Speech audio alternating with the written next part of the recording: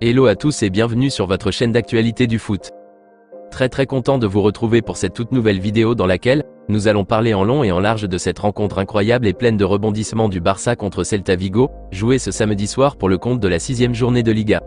Nous évoquerons les bonnes et mauvaises choses qu'on a pu constater dans ce match, et les améliorations urgentes à faire par le tacticien catalan Xavi Hernandez pour avoir plus de réussite lors des prochaines rencontres. Car malgré cette superbe remontada de dernière minute de 3-0 grâce à un phénoménal Joao Cancelo, il y a sérieusement des problèmes surtout sur le plan défensif que Xavi doit absolument revoir. Je vous expliquerai tout dans un instant. Donc reste jusqu'à la fin de la vidéo pour ne rien manquer. Mais avant tout juste de commencer, abonne-toi si c'est la toute première fois que tu nous suis sur cette chaîne et active la petite cloche de notification, afin d'être à la une de toutes nos vidéos actualités comme celle-ci, qui te parle régulièrement des joueurs du FC Barcelone, et t'informe chaque jour sur les dossiers importants programmés sur le mercato hivernal à venir. Donc n'hésite pas à laisser un gros pouce bleu, à surtout commenter la vidéo et si possible la partager, si bien sûr le contenu proposé t'a vraiment plu. Si c'est fait les amis, alors on y va. Quelle émotion et rencontre de fou nous avions assisté ce samedi soir. Eh bien, nous avons une fois de plus assisté à une énième victoire des Blaugrana, qui cette fois-ci, n'a pas du tout été facile comme les deux dernières. On a eu plus de peur que de joie durant la majeure partie de cette rencontre. Le Barça était mené 2-0 jusqu'à la 80e minute de jeu, avant que la roue ne tourne et qu'on assiste finalement à un remontada incroyable de 3 buts marqués par l'équipe Blaugrana en espace d'une dizaine de minutes. Et tout ceci a été possible principalement grâce à deux hommes qui ont été sensationnels malgré tout.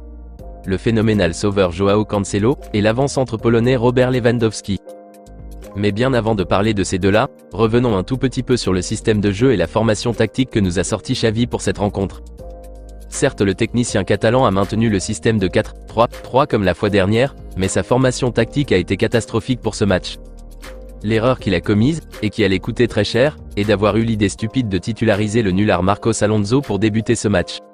Or que tout le monde savait pertinemment que jouer contre le Celta Vigo ne serait jamais facile, avec Rafael Benitez, un coach expérimenté de la Liga, qui connaît très bien le jeu du Barça et qui est très fort sur le plan défensif.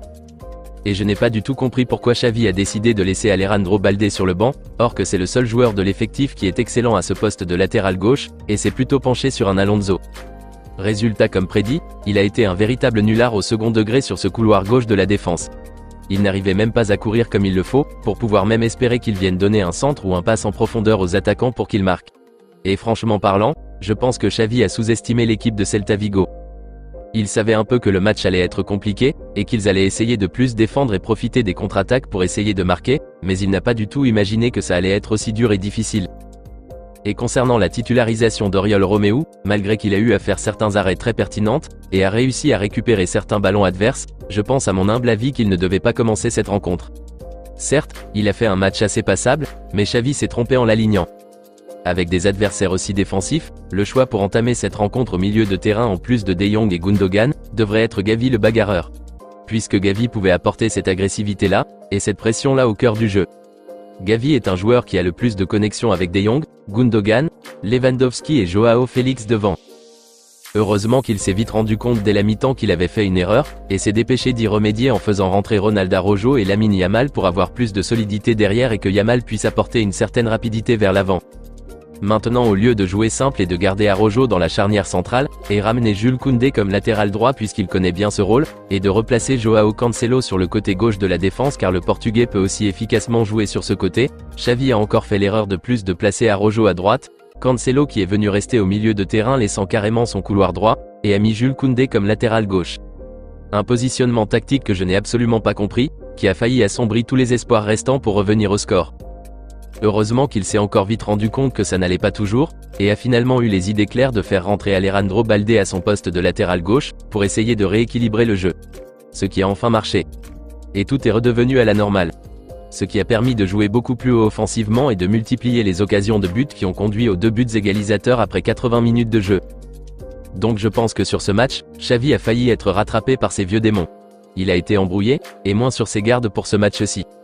Il a trop sous-estimé au départ l'équipe de Celta Vigo, et heureusement qu'il s'est rendu compte même si c'est tardivement, et a su faire les ajustements nécessaires dans les dernières minutes pour revenir au score. L'autre chose qui a aussi pesé dans la balance, c'est cette sortie sur blessure en première mi-temps du milieu néerlandais Frenkie de Jong, lui qui est le leader, le maître à jouer du cœur de jeu.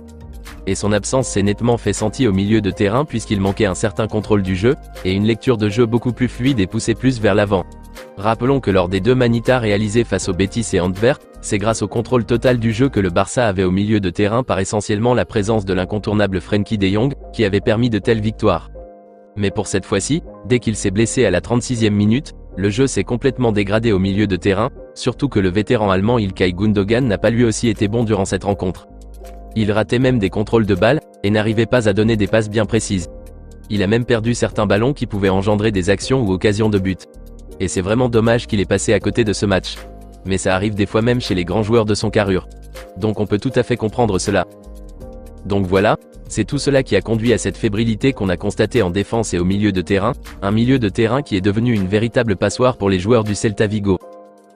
Évoquons maintenant les prestations de Joao Cancelo et Robert Lewandowski dans ce match. Honnêtement, Joao Cancelo n'a pas été bon durant la majeure partie de cette rencontre.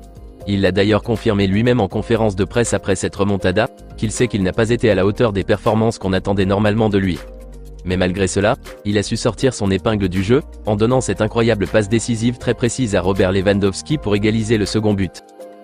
Et quelle fin de match sensationnelle et remplie d'émotions de sa part, lorsqu'il sort de nulle part derrière les défenseurs de Celta Vigo pour marquer ce 3e but libérateur sur ce centre en profondeur incroyable du jeune Pablo Gavi. Et la lecture de jeu de Gavi sur cette action était franchement inimaginable. C'était du pur génie. D'habitude c'est chez Léo Messi, qui a le flair et une vision de jeu hors du commun, qu'on est habitué à voir des passes en profondeur pareilles. Donc j'ai vraiment été surpris et stupéfait par ce centre donné par Gavi. Et c'est ça dont je parlais la fois dernière, que l'arrivée de Joao Cancelo et de Félix a redonné vie et un esprit de combattant à cette équipe du Barça. Ne jamais baisser les bras jusqu'à la dernière seconde du match. Et c'est cette mentalité de gagnant et d'endurance qu'a retrouvé les Catalans hier dans ce match. Et c'est tout cela qui prouve que cette équipe barcelonaise a vraiment changé de cap. Et quoi dire du Polonais Robert Lewandowski, qui s'est vraiment montré présent dans ce match. Personnellement, je trouve que c'est le premier match depuis le début de la saison que je revois le vrai Robert Lewandowski du Bayern, avec un mental de tueur, très déterminé et capable de renverser une rencontre à n'importe quel moment. Il a été présent au bon moment, au bon endroit, et n'a jamais lâché jusqu'à la fin de la rencontre. Et ce premier but d'espoir qu'il a marqué sur cette jolie ballon piqué donné par Joao Félix, et conclu par ce lob qu'il a fait au portier du Celta, était vraiment magnifique.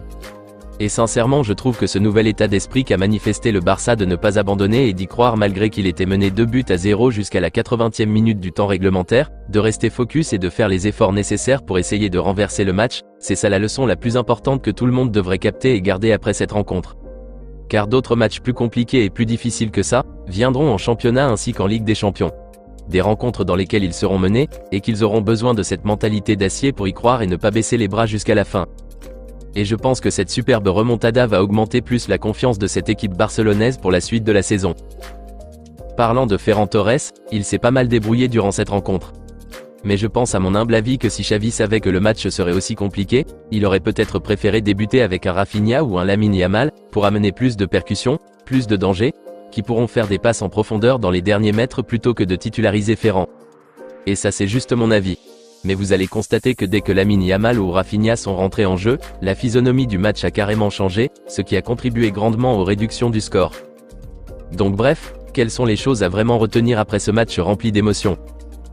Je dirais tout simplement que Xavi ne devrait plus jamais débuter ce genre de rencontre contre un effectif de bloc très bas comme le Celta Vigo avec un nulard comme Marcos Alonso sur ce couloir gauche de la défense. Et il ne devrait plus jamais tenter de positionner Jules Koundé comme latéral gauche pour dépanner.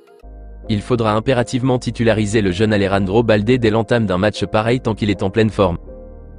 Par ailleurs, la remise en question ou l'autocritique qu'a fait Joao Cancelo après la rencontre malgré que c'est lui qui a donné la victoire finale à l'équipe, montre à quel point le gars est déterminé et veut donner le meilleur de lui sur le terrain. Il a humblement et consciemment déclaré qu'il n'avait pas bien joué et qu'il n'avait pas été à la hauteur, et donc il fera plus d'efforts la prochaine fois. Et c'est ça l'exemple ou la mentalité que les autres joueurs de l'effectif doivent suivre. Se remettre en question après chaque rencontre comme le fait Cancelo, et ensuite s'efforcer de rectifier le tir et ne plus répéter les mêmes erreurs la prochaine fois. L'autre chose sur laquelle je veux mettre l'accent, c'est le fait d'y croire jusqu'au bout et de ne pas baisser les bras en aucun cas même s'ils sont menés au score. Le Barça devrait garder ce caractère de guerrier qu'ils ont fait preuve durant les dernières minutes de cette rencontre, car ils auront vraiment besoin de ça dans l'avenir. Je suis sûr qu'à part moi, plusieurs fanatiques barcelonais pensaient que c'était fini, et que connaissant le Barça de ces dernières années, ils n'arriveraient plus à renverser le match. Mais à la grande surprise, on a tous été choqués agréablement de la mentalité et la ténacité qu'a fait preuve toute l'équipe entière sans exception pour revenir dans ce match. En conférence de presse après la rencontre, le coach Xavi Hernandez même n'en revenait pas. Il a d'ailleurs affirmé que normalement si tu es mené 2-0 à 10 minutes de la fin d'une rencontre à domicile, généralement que c'est terminé, et que c'était impossible de revenir au score. Donc le tacticien catalan lui-même était vraiment choqué et surpris par l'attitude qu'a fait preuve ses joueurs, qui avaient horreur de la défaite, et qu'ils ne voulaient en aucun cas perdre ce match. Ensuite il a réitéré en disant que l'effectif devrait garder cette mentalité surtout lors des grandes rencontres difficiles qui viendront au fil de la saison. Et la dernière chose que je voudrais souligner pour terminer, c'est que je pense qu'enfin le vrai Robert Lewandowski est de retour. La manière dont il a répondu présent mentalement et efficacement hier, surtout lors des dernières minutes du match, était vraiment remarquable. Donc certains supporters qui critiquaient le Polonais qu'il n'est plus à la hauteur et qu'il a perdu ses aptitudes de buteur à gage, je pense que ces critiques n'ont plus lieu d'être. Rappelons qu'en début de saison, c'était Robert même qui disait que le système de jeu mis en place par Xavi avec un milieu à 4 n'était pas du tout offensif, et que cela lui privait des occasions de but. Certains pensaient que ces propos n'étaient qu'un alibi pour justifier le fait qu'il ne marquait pas. Mais actuellement, l'allure des choses prouve qu'il avait entièrement raison. Depuis que le système de jeu est revenu à la normale avec une formation plus équilibrée de 4-3-3 avec un Joao Félix à gauche, et un Rafinha ou un Lamine Yamal ou un Ferran Torres à droite, et un Joao Cancelo qui monte plus haut sur ce couloir droit pour apporter ce surnombre devant, Lewandowski est maintenant plus servi et arrive à concrétiser efficacement ses occasions. Donc j'espère très sincèrement qu'il continuera comme ça à marquer durant toutes les rencontres à venir, et qu'il sera une seconde fois meilleur buteur du championnat cette saison aussi. Donc bref, personnellement je donnerai une note de 7 sur 10 à Xavi et ses joueurs pour ce match spectaculaire, surtout à cause des efforts qu'ils ont fournis à la fin pour renverser la rencontre et gagner. En tout cas chapeau à toute l'équipe Blaugrana, essentiellement à Joao Cancelo pour cette remontada incroyable et mémorable qu'ils nous ont fait vivre ce samedi. Et espérons vivement que Frenkie de Jong sera vite remis sur pied, et qu'il reviendra plus fort que jamais. Dites-moi les amis dans les commentaires ce que vous aviez pensé de l'ensemble de cette rencontre riche en émotions, de cette rotation que Xavi a voulu faire en titularisant Marcos Alonso et Oriol Romeu dès l'entame, et ce que vous aviez pensé des prestations d'Ilkay Gundogan, Joao Cancelo, Robert Lewandowski et Pablo Gavi. Quelle note donneriez-vous au Barça pour ce match? Rendez-vous dans les commentaires. Je vous donnerai plus de nouvelles sur l'état du milieu néerlandais dans les prochains jours. On se capte très bientôt les amis pour de nouvelles actualités du FC Barcelone. Et n'oubliez pas de vous abonner, de liker la vidéo et la partager, afin qu'elle soit accessible à tous les fanatiques et supporters barcelonais comme toi. À très vite les amis.